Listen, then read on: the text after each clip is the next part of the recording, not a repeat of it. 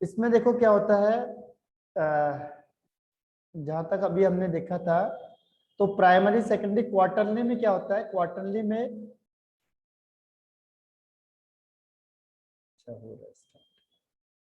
Quarterly में क्या होता है कि 4 डिग्री का मतलब ये हुआ कि आपने प्राइमरी सेकेंडरी टर्सरी सारे के सारे कंबाइन कर देते हैं। जितने भी ये चारों के चारों स्ट्रक्चर होते हैं उसको आप कंबाइन करके एक सब यूनिट बना देते हैं। ठीक है, तो उसी को हम क्वार्टरली कह देते हैं।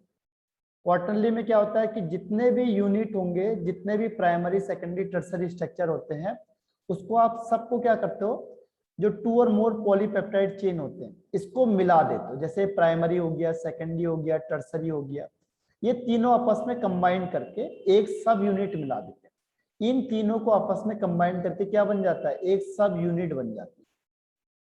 ठीक है, अब इस सब यूनिट का अलग अलग, एक सब यूनिट ये हो गई, एक सब यूनिट ये हो गई, तो इस तरीके से ये सब यूनिट आपस में कंबाइंड होती है स्पेस में, जो इसका स्पेशियल अरेंजमेंट होता है। ठीक है, तो उसी को हम कहते हैं क्वार्टरनल जनरल। ठीक है, तो इसमें क्या होगा कि जो प्राइमरी सेकेंडरी यानी जितने भी टाइप की ये बॉन्डिंग होती है ये आपस में कंबाइंड हो जाती है, प्राइमरी सेकेंडरी टर्सरी वाली, और ये आपस में कंबाइंड होकर एक बॉन्डिंग बनाती है, और इसी को हम कहते हैं क्वार्टरनली। तो बहुत ज्यादा यूज नहीं है इसका क्वार्टरनली। ये देखो ये बना ही हुआ है, नीचे मैं आपको दिखा देता हूँ क्वार्टरनली का। अब ये गलत की प्रेस करी मैंने और ये हट गया था। ये देखो, ये आपको यहाँ पे ज्यादा क्लियर दिखाई दे रहा होगा। ठीक है, ये देखो ये तो इसमें स्पेशल बॉन्ड रहता है। हाँ, इसमें देखो ये है एक, ये चारों के चारों मिलके, ये प्राइमरी है, ये सेकेंडरी हुआ, ये इसको बैंड किया टर्सरी हुआ।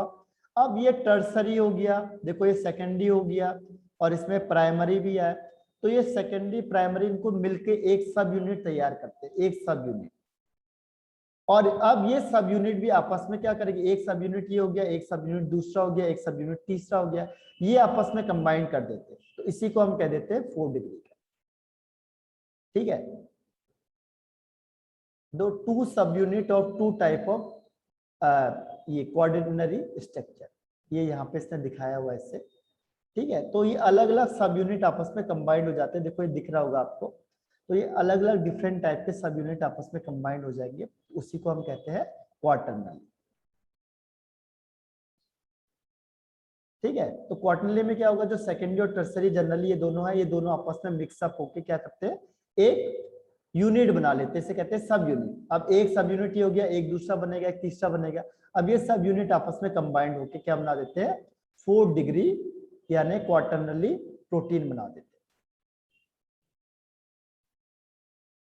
ठीक, आया समझ में, प्राइमरी क्या हुआ, सेकेंडरी क्या हुआ, टर्सरी क्या हुआ, क्वार्टरनली क्या हुआ, क्लियर है? सर ये सब यूनिट होता है प्राइमरी सेकेंडरी एंड टर्सरी का। हाँ, जो क्वार्टरनली होता है, क्वार्टरनली कैसे बनेगा, जो सेकेंडरी ये है और टर्सरी ये दोनों मिलके, ये दोनों आपस में मिल जाएंगे और एक सब यूनिट बना लेंगे। तो एक सब यूनिट ये बन गई, एक सब यूनिट दूसरी बन जाएगी, एक सब यूनिट तीसरी बन जाएगी। अब ये तीनों आपस में कंबाइंड हो जाएंगे, तो इससे क्या बनेगा, इससे बन जाएगा आपका क्वार्टरनली यानी 4 डिग्री का। ठीक है, आया समझ में? Yes sir.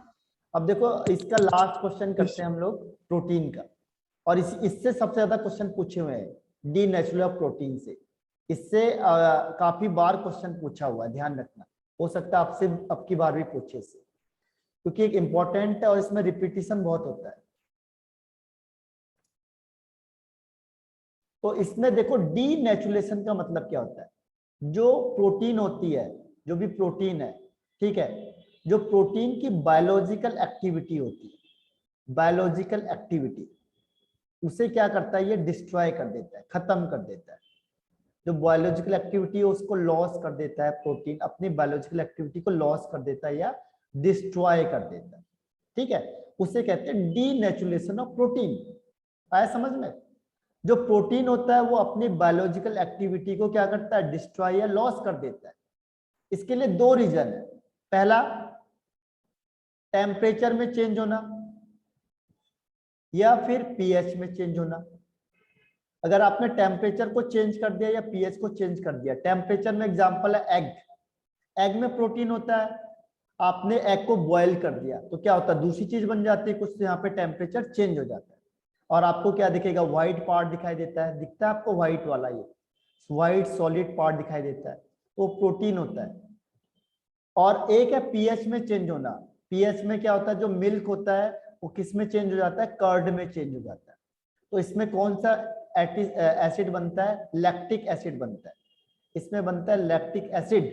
तो यहाँ पे पीएच चेंज हो जाता है, पीएच है जो क्या होता है, चेंज हो जाता है। एसिड बनेगा तो इसका पीएच होता है लगभग 8 के आसपास, यहाँ बन जाता है 6 के आसपास। तो जब पीएच चेंज होता है तो मिल्क से कर्ड बन जाता है, ठीक है। और जब टेम्परेचर चेंज हो जाता है तो एग से ये सॉलिड व्हाइट पार्ट बन जाता है। तो इसे क्या बोलते हैं, डीनेचुरेशन ऑफ प्रोटीन बोलते हैं। यानी प्रोटीन अपनी biological, protein lose its biological activity due to change in temperature और due to change in pH value. This is called denaturation of protein. ये समझ में आया आपको? Yes sir. अब इसमें एक और क्वेश्चन वो पूछता है कि स्ट्रक्चर में क्या फर्क पड़ेगा। स्ट्रक्चर वाला क्वेश्चन इसमें बहुत बार पूछा है, स्ट्रक्चर वाला है। तो ध्यान रखना इसमें क्या चीज होती है, जो भी चीज फोल्ड होती है वो अनफोल्ड हो जाती है, या जो भी चीज क्वाइल्ड होती है वो कैसे हो जाती है, अनक्वाइल्ड हो जाती है। इसकी वजह से क्या होता है कि जो सेकेंडरी स्ट्रक्चर है और टर्सरी स्ट्रक्चर है ये इसका डिस्ट्रॉय हो जाता है, खत्म हो जाता है। और ये किसमें चेंज हो जाता है, प्राइमरी में। यानी देखो ये फोल्ड हुआ था, ये क्वाइल हुआ था, ये टर्सरी सेकेंडरी में क्या होता है, फोल्ड होता है, इसका फोल्ड खत्म होता है, ये स्ट्रक्चर ऐसे बन जाता है। अब प्राइमरी बोलता है बिगाड़ लो, मेरा क्या बिगाड़ोगे, तो इसमें कुछ चीज नहीं होती, इसमें इंटैक्ट रहता है। ये प्राइमरी स्ट्रक्चर इसका सेम रहता है, प्राइमरी में कोई चेंज नहीं होता, क्योंकि प्राइमरी तो लीनियर है, ठीक है, एक लाइन में होता है, तो एक लाइन वाला स्ट्रक्चर तो चेंज होगा नहीं। लेकिन जो सेकेंडरी और टर्सरी स्ट्रक्चर होते हैं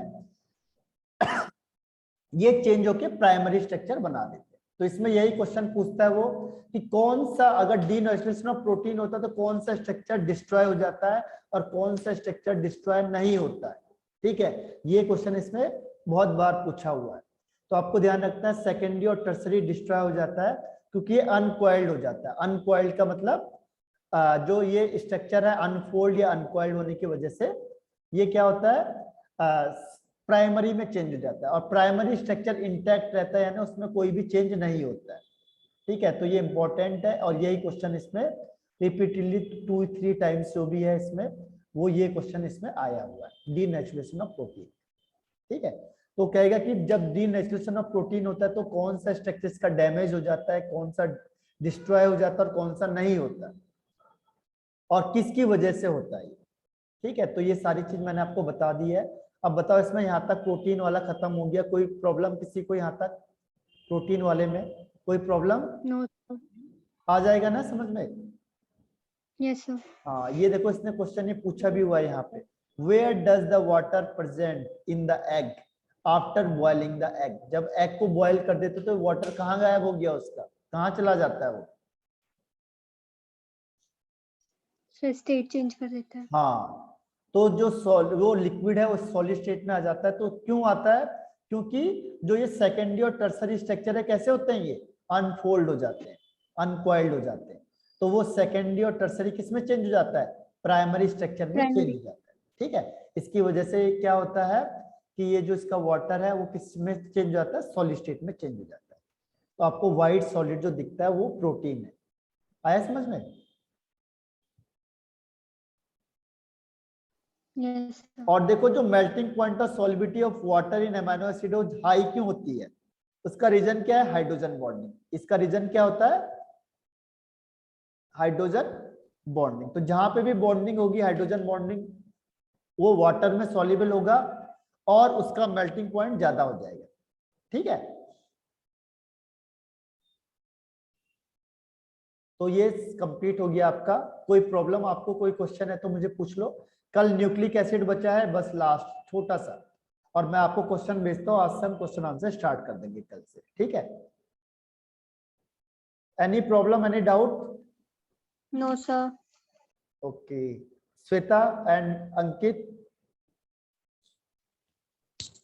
नो सर। ओके तो इसे पढ़ लेना आप लोग, ठीक है। श्वेता और कल हम लोग न्यूक्लिक एसिड को डिस्कस करेंगे और क्वेश्चन आंसर। तो ठीक है, फिर मैं ऑफ करता हूँ। Bye bye. Okay sir, bye sir, thank you. Thank you sir. Bye bye.